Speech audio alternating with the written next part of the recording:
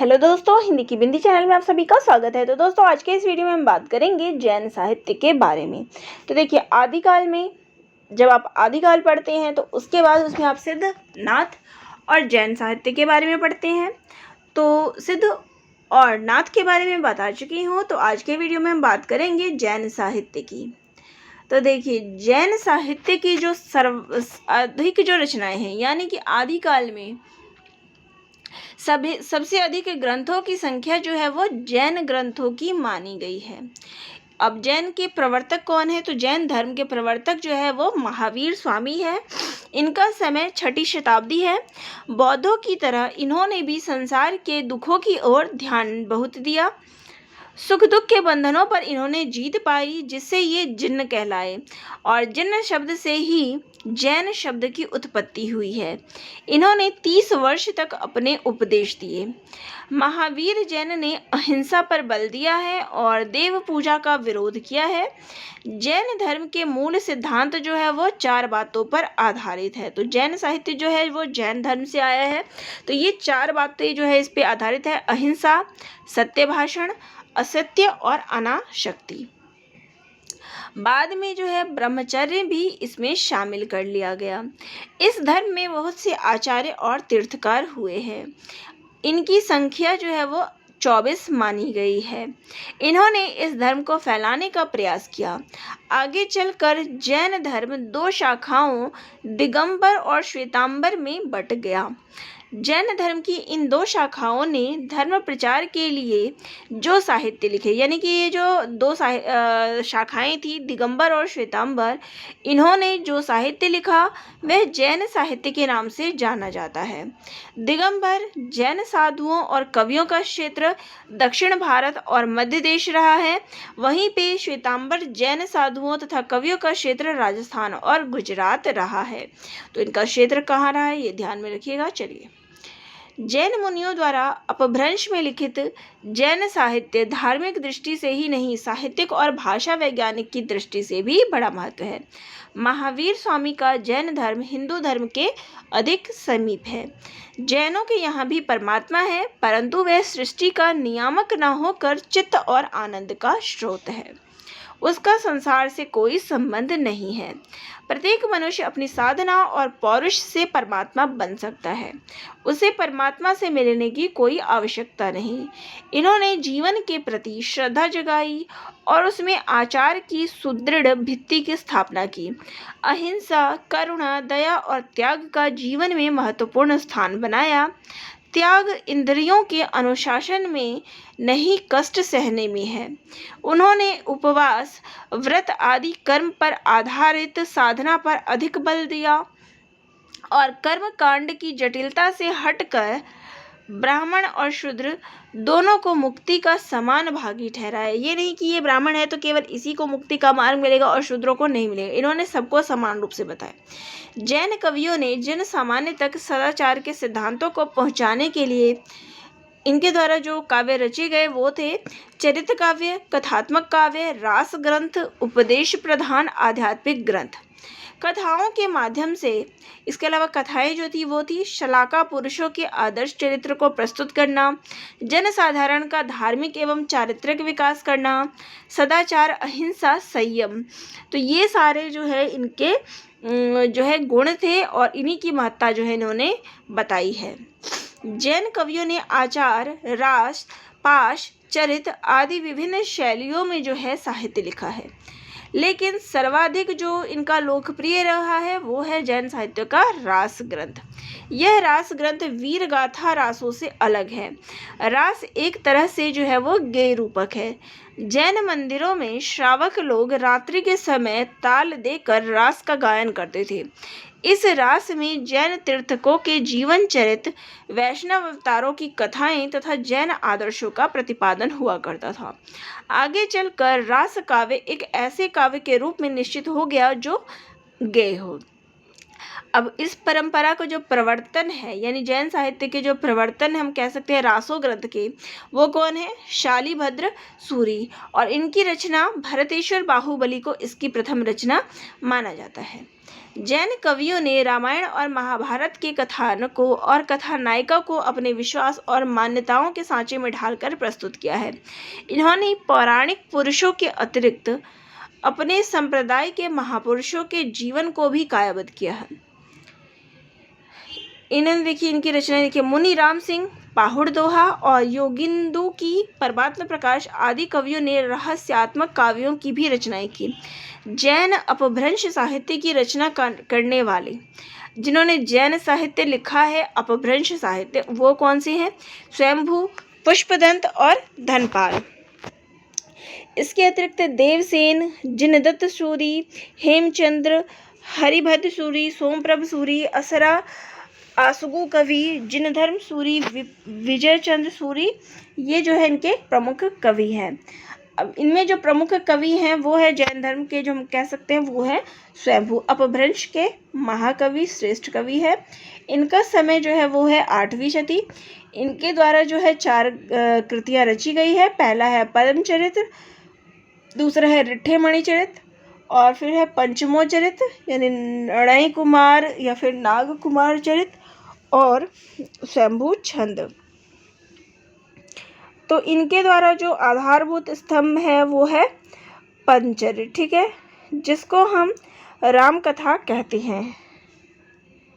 तो चलिए अब बात कर लेते हैं जैन साहित्य के प्रमुख कवियों की। तो सबसे पहले इसमें जो कवि आते हैं वो है स्वयंभू। तो हिंदी के जैन कवियों में सर्वप्रथम नाम स्वयंभू का है।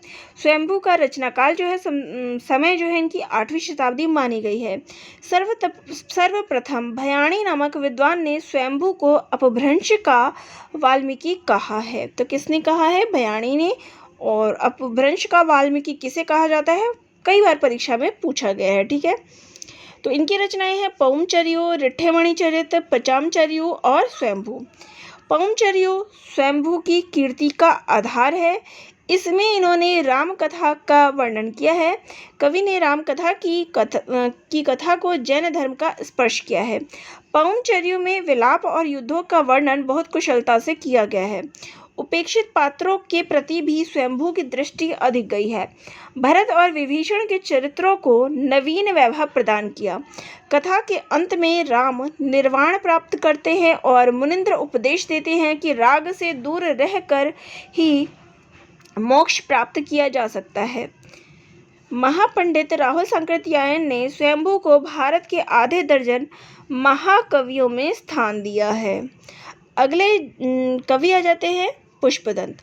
तो स्वयंभू के बाद जैन साहित्य के जो महत्वपूर्ण कवि हैं वो है पुष्पदंत। पुष्पदंत ने जो है 4 ग्रंथ रचित हैं।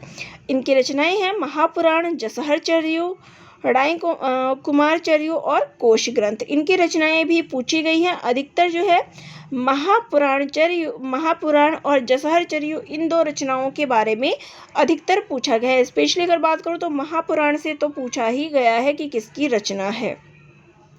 शुरू के 3 ग्रंथों की रचना धार्मिक उद्देश्य से हुई है। फलस्वरूप साहित्यिक, शिल्प तथा तात्विक दृष्टि से इन पर जिन भक्त का प्रभाव सर्वत्र मिलता है। महापुराण में अनेक घटनाएं और चरित्र है। कवि ने 63 महापुरुषों की जीवन घटनाओं को वर्णन का विषय बनाया है। प्रसंगवश इसमें राम कथा को भी स्थान मिला है। इसमें जैन धर्म का उत्कृष्ट रूप प्रतिपादित है। अपभ्रंश में कृष्ण कथा का प्रथम रूप भी हमें इसमें प्राप्त होता है। पुष्पदंत को जो है 3 उपाधियां मिली हुई है, जो इस प्रकार है: काव्य रत्नाकर, कवि कुल तिलक और अभिमान मेरु, ठीक है। महापुराण रचना के आधार पर भयाणी ने पुष्पदंत को अपभ्रंश का वेद व्यास कहा है। तो प्रश्न यहाँ से भी आ जाता है कि अपभ्रंश का वाल्मीकि किसे कहा जाता है? तो स्वयंभू को। और अपभ्रंश का वेद व्यास किसे कहा जाता है? तो पुष्पदंत को। इसी रचना के आधार पर उन्होंने अभिमान मेरु की उपाधि भी धारण की है। अगले जैन कवि आ जाते हैं हेमचंद्र सूरी। हेमचंद्र सूरी को जैन धर्म का शंकराचार्य तथा कलिकाल सर्वज्ञ कहा जाता है।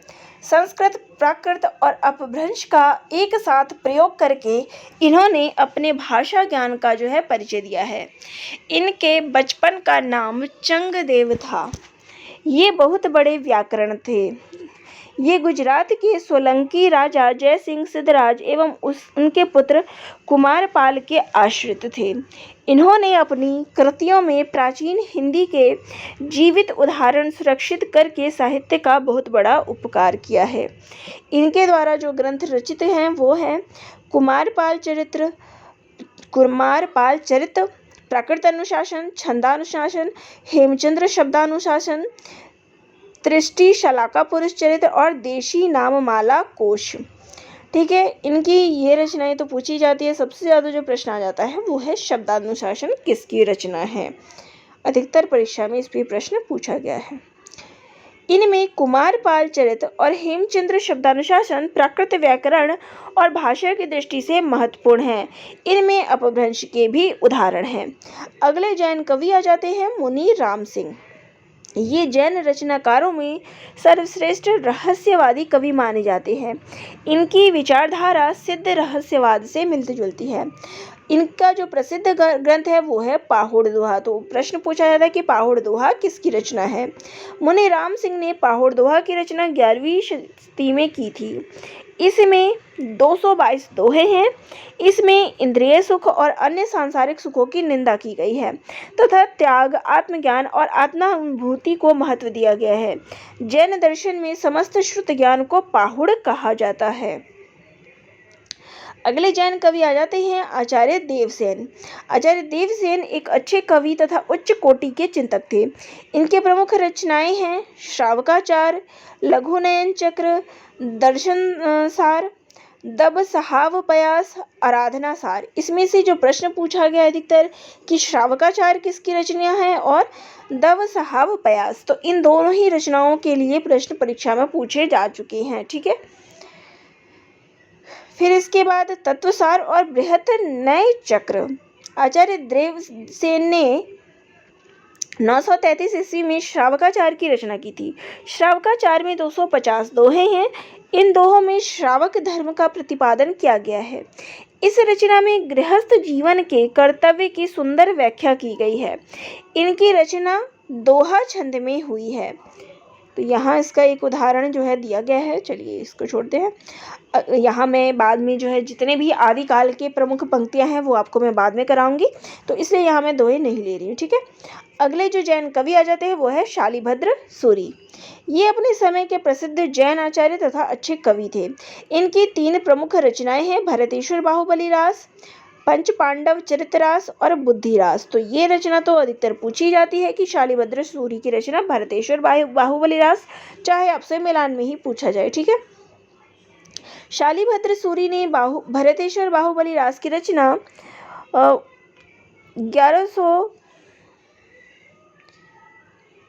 1184 में की थी। मुनि जिन विजय ने इस ग्रंथ को जैन साहित्य की रास परंपरा का प्रथम ग्रंथ माना है। यह परंपरा का सर्वश्रेष्ठ ग्रंथ माना जाता है। 250 छंदों में जो है इनके द्वारा ये खंड काव्य लिखा गया है। इस ग्रंथ में भरतेश्वर तथा बाहुबली का, जैसे नाम भरतेश्वर और बाहुबली है तो इन दोनों का ही चरित्र वर्णन है। कवि ने दोनों राजाओं की वीरता, युद्धों आदि का जो है चर्चित वर्णन किया है, किंतु हिंसा और वीरता के पश्चात विरक्ति और मोक्ष के भाव प्रतिपादित करना कवि का मुख्य लक्ष्य रहा है। इनकी भाषा में नाटकीयता, उक्ति वैचित्र तथा रसात्मकता के जो है दर्शन होते हैं। आगे की रास या रासो रचनाओं को इस ग्रंथ ने अनेक रूपों में प्रभावित किया है। पंच पांडव चरितरास हिंदी का पहला ऐतिहासिक रास ग्रंथ है। इसके बाद जो इनकी रचना है वो है बुद्धिरास ग्रंथ। ये 63 छंदों में रचित है, जिसका वर्ण विषय जो है धर्म उपदेश है। अगले जैन कवि हैं आसगु। तो इनकी रचना है चंदबाला रास और जीवदया रास। तो चंदबाला रास तो अधिकतर पूछा जाता है कि किसकी रचना है, तो आसगु की। ठीक है, आसगु ने चंदबाला रास की रचना 1200 ईस्वी में जालौर में की थी। चंदबाला रास में 35 छंदों में लिखा गया एक सुंदर लघु खंड काव्य है।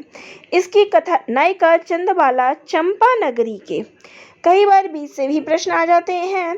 तो विषय वस्तु से देखिए, चंदबाला रास में चंदबाला जो है चंपा नगरी के राजा दधिवाहन की पुत्री है।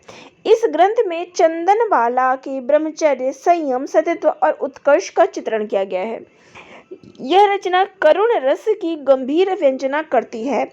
भाव सौंदर्य के जितने चित्र कवि ने अंकित किए हैं, सभी में उनकी काव्य निष्ठा व्यंजित है। ठीक है, अगले जैन कवि आ जाते हैं जिनधर्म सूरी। इनकी रचना है स्थूलीभद्र रास।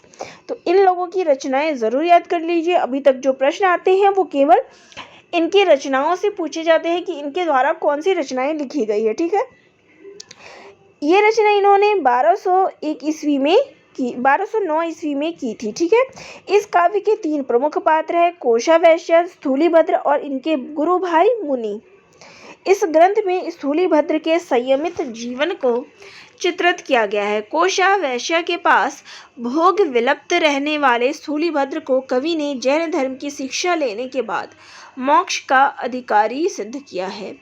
काव्य की भाषा पर अपभ्रंश का प्रभाव जो है वो अधिक है, फिर भी इनकी भाषा का मूल रूप जो है हिंदी है। अगले जैन कवि हैं विजयसेन सूरी। इनकी रचना है रेवंतगिरी रास। तो इसका जो समय है वो है 1231 ईस्वी। यह एक ऐतिहासिक गीत प्रधान रास है।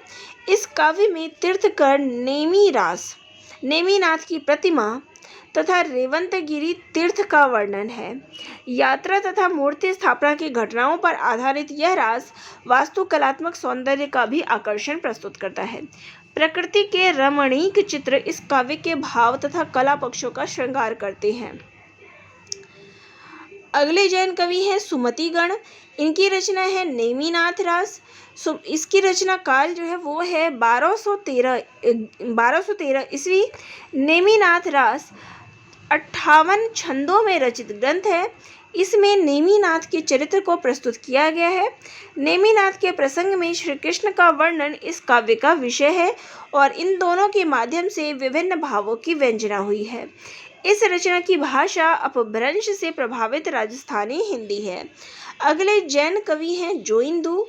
ये नीतिनिष्ठ कवि हैं। इनकी रचना है परमात्म प्रकाश और योगसार। इनकी दोनों ही रचनाओं से प्रश्न पूछा गया है कि किसकी रचना है। परमात्म प्रकाश 6ठी सदी के धर्म दर्शन एवं इंद्रिय निग्रह को आधार बनाती है। जोइंदू इस रचना से अपभ्रंश में दोहा काव्य आरंभ होता है। उसकी परंपरा 15वीं शती तक चलती है। इनके दोहों में रूढ़ि और परंपरा पर आघात किया गया है।